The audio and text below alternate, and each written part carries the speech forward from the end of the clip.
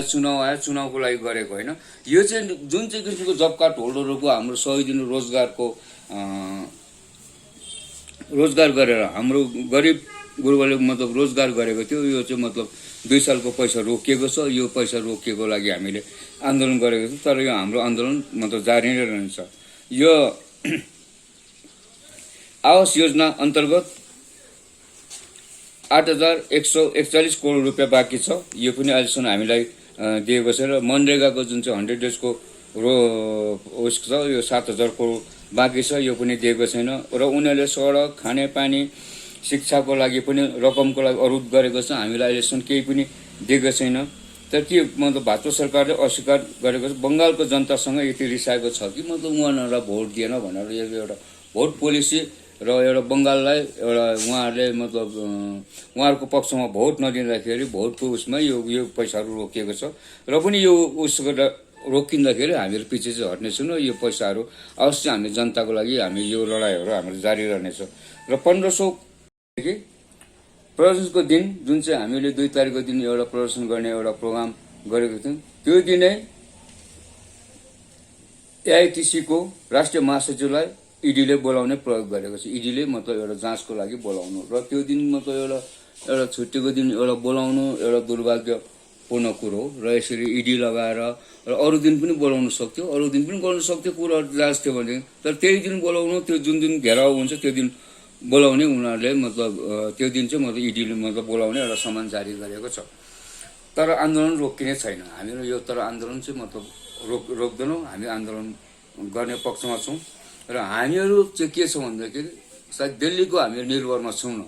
यो चाहिँ नसम्झियोस् कि मतलब हामीहरू मतलब दिल्लीको निर्भर। तर यो जुन चाहिँ आवाज हो, यो आवाज बङ्गाल पहाडको आवाज दिल्लीमा अवश्य पुग्नेछ। उनीहरूले हामीलाई चाहिँ रोक्नु जति नै प्रयास गरे पनि जे गरे तापनि हाम्रो चाहिँ मतलब यो आवाज रोकिने छैन।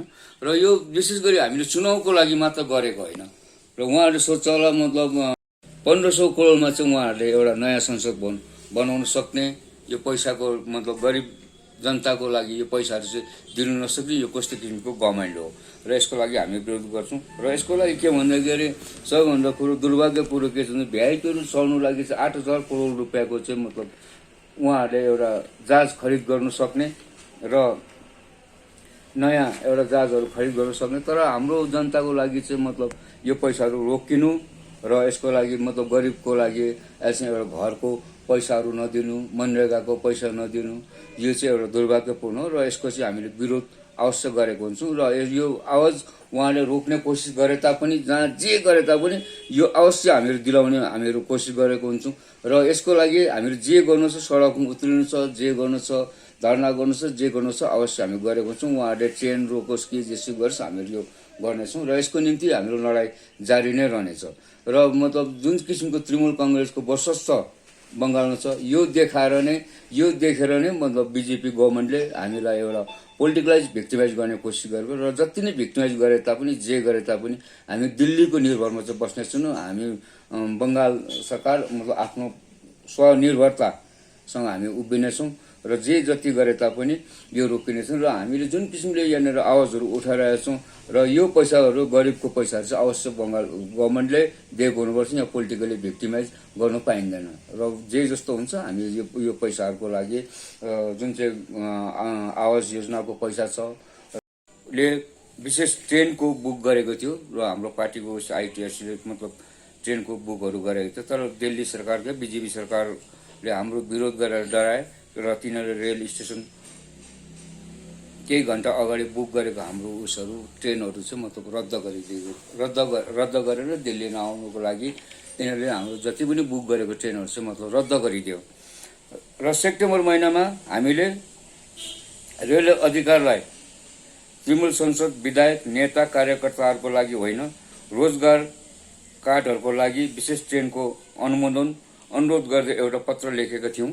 र पत्र जुन चाहिँ हामीले रेलवे डिपार्टमेन्टलाई पठाएको थियो, कार्यकर्ताको लागि बुक गरेको रेल रद्द गरेर भाजपाले रद्द गरिदियो। जुन चाहिँ ट्रेनहरू हामीले बुक गरेको थियौँ योभन्दा अगाडि नै, तर ट्रेन बुक भएको ट्रेनहरू पनि रद्द गरेर भाजपा गभर्मेन्टले, भाजपा सरकारले र जुन चाहिँ अहिले बिजेपी गभर्मेन्ट छ र उनीहरूले चाहिँ रद्द गरेर जनतासँग डराउँछ।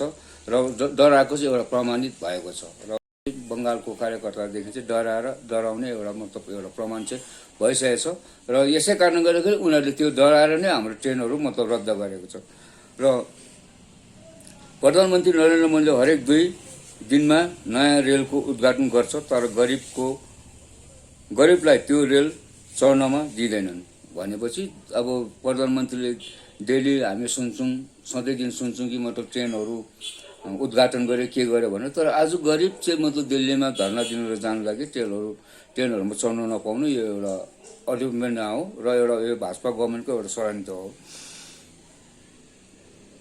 र दिल्लीमा 1 लाख मानिसहरूको लागि अस्थायी शिविरको लागि अनुमति हामीले पहिला मागेको थियौँ र यो मान्छे जति पनि बङ्गालबाट यो जब कार्ड होल्डरकोलाई लिएर 1 लाख मान्छेको लागि शिविर हामीले बनाउने र त्यो शिविर राख्ने एउटा हामीले त्यहाँ अनुरोध गरेको थियौँ बङ्गाल तृणमूल पार्टीले एउटा अनुरोध गरेको थियो यसलाई पनि मतलब उहाँहरूले मतलब हामीलाई गर्नु दिएन